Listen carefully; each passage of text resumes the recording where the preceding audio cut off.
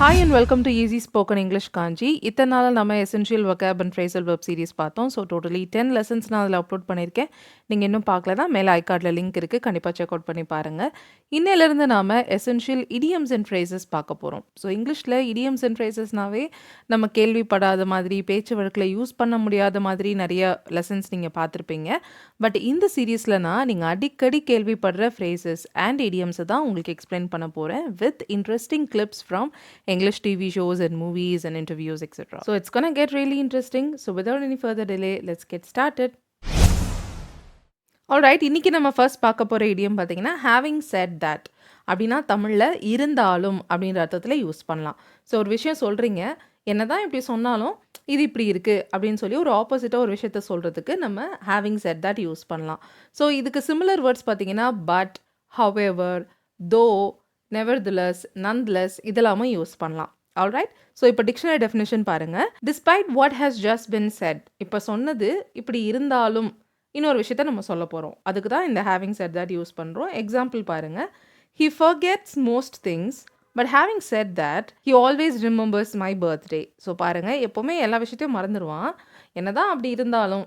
Okay, so இருந்தாலும் என் பர்த்டேவை மட்டும் எப்போவுமே ஞாபகம் வச்சுப்பான். ஸோ ரெண்டு விஷயம் வந்து கான்ட்ராஸ்ட்டாக இருக்குது, கரெக்டாக? ஸோ அதுக்கு தான் நம்ம ஹேவிங் செட் தட் யூஸ் பண்ணுறோம். ஹவெவர், பட், தோ இதெல்லாம் கூட நம்ம யூஸ் பண்ணலாம். ஸோ இன்னொரு டிக்ஷனரியில் இருக்கிற டெஃபினேஷன் பார்க்கலாம். Despite what one just set, their work has been fairly good. Having said that, I still think there's a lot of room for improvement. Okay, அவங்க வேலை நல்லா தான் இருக்குது, என்ன தான் அப்படி சொன்னாலும் ஓகே இருந்தாலும் அவங்க இன்னும் கூட இம்ப்ரூவ் பண்ணலாம், அதுதான் இங்கே சொல்லியிருக்காங்க. ஸோ இப்போ நாம் சில எக்ஸாம்பிள்ஸ் டிஸ்கஸ் பண்ணலாம். அவங்க ரொம்ப அருமையான டீச்சர் தான், இருந்தாலும் சில நேரத்தில் அவங்க கிளாஸ் போர் அடிக்கும். இதை ஹேவிங் செட் தட் யூஸ் பண்ணி எப்படி சொல்லலாம்? She is an excellent teacher. Having said that, her classes get a bit boring sometimes. சில நேரத்தில் அவங்களோட கிளாஸஸ் வந்து கொஞ்சம் சலிப்பாயிடும், சலிப்பை ஏற்படுத்தும் அப்படின்னு சொல்லியிருக்கோம். ஓகே, ஸோ அருமையான டீச்சர் தான், என்னதான் அப்படி இருந்தாலும் சில நேரத்தில் அவங்க கிளாஸ் கூட போர் அடிக்கும் அப்படின்றது தான் இந்த சென்டென்ஸில் சொல்லியிருக்கோம். Alright, the next one. அவர் ரொம்ப சிறந்த லீடர் தான், இருந்தாலும் அவர் பேசுகிற விதத்தை ஓகே அவரோட கம்யூனிகேஷன் ஸ்கில்ஸை இன்னும் இம்ப்ரூவ் பண்ணணும். இது எப்படி ஹேவிங் செட் தட் யூஸ் பண்ணி சொல்லலாம்? He is a great leader. Having said that, his communication style should be improved. Alright, one last example. அந்த ரெஸ்டாரண்ட்டில் டேஸ்டியான ஃபுட் சர்வ் பண்ணுறாங்க, இருந்தாலும் சர்வீஸ் ரொம்ப ஸ்லோவாக இருக்குது. The restaurant serves delicious food. Having said that, the service is slow. Alright, so simple எக்ஸாம்பிள்ஸில் இந்த ஹேவிங் செட் தட் யூஸ் பண்ணுறது எப்படின்னு பார்த்தோம். இப்போ இந்த இடியம் வர மாதிரி சில video clips from English TV shows and interviews add பண்ணியிருக்கேன், அதை பார்த்துட்டு நம்ம டிஸ்கஸ் பண்ணலாம். I recognize that Google is not a conventional workplace. Having said that, we have rules. So இதில் என்ன சொன்னாங்கன்னு பார்த்தீங்கன்னா, I recognise that Google is not a conventional work place. Having said that we have rules. Okay, so மற்ற company மாதிரி Google இல்லை அப்படின்றது தான் Google is not a conventional work பிளேஸ்ன்னு சொல்லியிருக்காங்க. என்னதான் நான் அப்படி சொன்னாலும் வி ஹாவ் ரூல்ஸ், இங்கே ரூல்ஸ் இருக்குது, வி ஹாவ் ரூல்ஸ் அப்படின்னு சொல்லியிருக்காங்க. ஓகே, ஸோ கூகுள் மற்ற கம்பெனி மாதிரி இல்லை, கன்வென்ஷனல் ஒர்க் பிளேஸ் அப்படின்னா எப்படி எல்லா ஒர்க் பிளேஸும் இருக்குமோ அந்த மாதிரி இல்லை. என்னதான் அப்படி சொன்னாலும் இங்கேயும் சில ரூல்ஸ் இருக்குது, வி ஹாவ் ரூல்ஸ் அப்படின்றத இங்கே சொல்லியிருக்காங்க. Alright, the next clipping. Yes, when I'm on the world platform, I do tend to speak with a little more of a pronounced accent. So my accent does get a little more westernized. But having said that, my English is plain and simple. I've studied in India and that's it. So இதில் ஐஸ்வர்யா என்ன சொன்னாங்கன்னு பார்த்தீங்கன்னா, when I'm on the world platform, I do tend to speak with a little more of a pronounced accent. So அவங்களோட இங்கிலீஷை பற்றி இதில் சொல்லியிருக்காங்க. So அவங்க நிறைய ஹாலிவுட் மூவிஸ்லலாம் ஆக்ட் பண்ணாங்க இல்லையா? ஸோ நான் வேர்ல்ட் பிளாட்ஃபார்மில் இருக்கும்போது நான் ஒரு ப்ரொனவுன்ஸ்டு ஆக்சென்ட்டில் பேசுவேன், என்னோடய ஆக்சென்ட் வந்து வெஸ்டர்னைஸ் ஆகும். இருந்தாலும் ஹேவிங் செட் தட், என்னதான் நான் அப்படி பேசினாலும் my English is plain and simple. என்னோட இங்கிலீஷ் வந்து பிளெயினாக சிம்பிளாக தான் இருக்கும். நான் இந்தியாவில் தான் படித்தேன், I have studied in India, அதுதான் லாஸ்ட்டாக அவங்க சொன்னாங்க. ஸோ இப்போ உங்களுக்கு புரிஞ்சிருக்கும்னு நினைக்கிறேன் தெளிவாக. ஸோ ஹேவிங் செட் தட் அப்படின்னா ரெண்டு விஷயத்த சொல்கிறது, இப்படி இருந்தாலும் இது இப்படி இருக்குது அப்படின்னு சொல்கிறதுக்கு தான் யூஸ் பண்ணுறது. Alright, the second idiom for the day is the other way around. அப்படின்னா நேர்மாறான விஷயம்.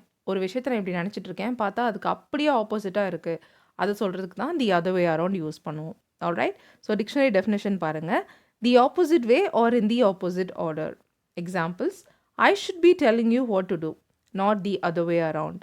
ஸோ உங்களுக்கு புரிஞ்சிருக்கும், நான் தான் உனக்கு என்ன பண்ணணும்னு சொல்லணும், அப்படியே நீ சொல்லக்கூடாது அப்படின்றத இதில் மீன் பண்ணுறாங்க. ஓகே, ஸோ நான் தான் உனக்கு நீ என்ன பண்ணணும்னு சொல்லணும், அது மாற்றி இருக்கக்கூடாது, not the other way around. Okay, அது அப்படியே நேர்மாறாக இருக்கக்கூடாது அப்படின்றத மீன் பண்ணுறாங்க. We think of ourselves as controlling our experiences, but often it's the other way around. நம்ம எக்ஸ்பீரியன்ஸை கண்ட்ரோல் பண்ணுறோம்னு நினச்சிட்ருக்கோம், பட் நிறைய நேரம் நம்ம எக்ஸ்பீரியன்ஸ் தான் நம்மளை கண்ட்ரோல் பண்ணுது. ஓகே, பட் நிறைய நேரம் அது அப்படியே நேர்மாறாக இருக்குது அப்படின்றது தான் இந்த இடத்துல மீன் பண்ணுறாங்க. ஸோ அடுத்த டெஃபினேஷன் பாருங்கள். இதில் 2 மீனிங் கொடுத்துருக்காங்க. In the opposite position, direction or order. So literally அது ஆப்போசிட் டைரக்ஷனில் இருக்குது அப்படின்றதுக்கும் the other way around use பண்ணலாம். எக்ஸாம்பிள் பாருங்கள். You put the fork on the right and the knife on the left. They should be the other way around. நீ ஃபோர்க்கை ரைட்லேயும் நைஃபை லெஃப்ட்லேயும் வச்சுருக்க, அது அப்படியே மாற்றி இருக்கணும். ஸோ ஆர்டர் இல்லை டைரக்ஷனாக மாற்றி வைக்கணும்னு சொல்கிறாங்க இல்லையா? ஸோ அதுக்கும் they should be the other way around use பண்ணலாம். இந்த டெஃபினேஷன் நம்ம ஏற்கனவே பார்த்தது தான். Use to say that the opposite situation is true. Sometimes I cook and she does the dishes and sometimes it is the other way around. Okay, சில நேரத்தில் நான் சமைப்பேன், அவள் பாத்திரம் கழுவா, சில நேரத்தில் அது அப்படியே மாற்றி இருக்கும் அப்படின்றத இங்கே சொல்லியிருக்காங்க. இப்போ சில எக்ஸாம்பிள்ஸ் நாம் டிஸ்கஸ் பண்ணலாம்.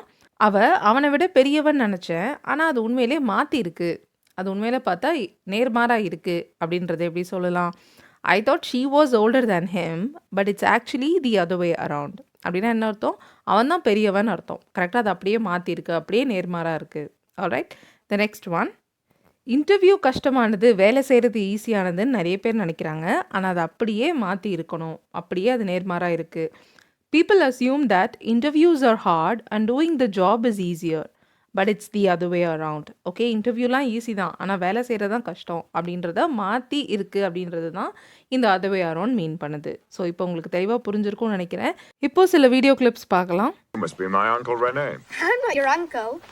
It's the other way around. So இந்த கிளிப்பிங்கில் அந்த பெரியவர் அந்த சின்ன பையன்கிட்ட நீங்கள் தான் என் அங்கிள் ரெனேவா அப்படின்னு கேட்குறாரு.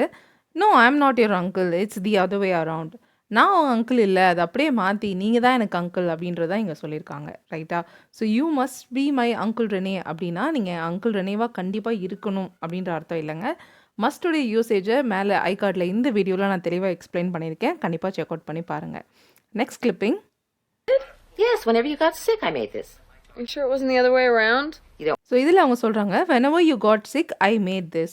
உனக்கு எப்போல்லாம் உடம்பு சரியில்லாமல் போச்சோ அப்போல்லாம் நான் இதை உனக்கு பண்ணி கொடுத்தேன், ஏதோ ஒரு ஃபுட் ஐட்டம் நான் இதை பண்ணி கொடுத்தேன் அப்படின்னு சொல்கிறாங்க. Are you sure it wasn't the other way around? அப்படியா, அது அப்படியே மாற்றி இல்லை அப்படின்னா என்ன அர்த்தம்?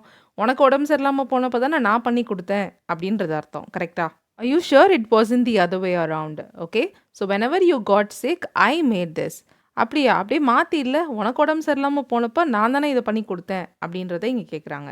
ஆல்ரைட், ஸோ இந்த வீடியோவில் நம்ம 2 idioms, having said that and the other way around, இந்த 2 idioms டிஸ்கஸ் பண்ணோம். ஸோ இந்த மாதிரி உங்களோட idioms லிஸ்ட்டில் ஏதாவது இருந்துச்சுன்னா சொல்லுங்கள், அதை நான் நெக்ஸ்ட் வீடியோவில் உங்களுக்காக போஸ்ட் பண்ணுறேன். Thank you so much for watching this lesson till the very end. I'll see you all in the next video. Till then, take care and bye.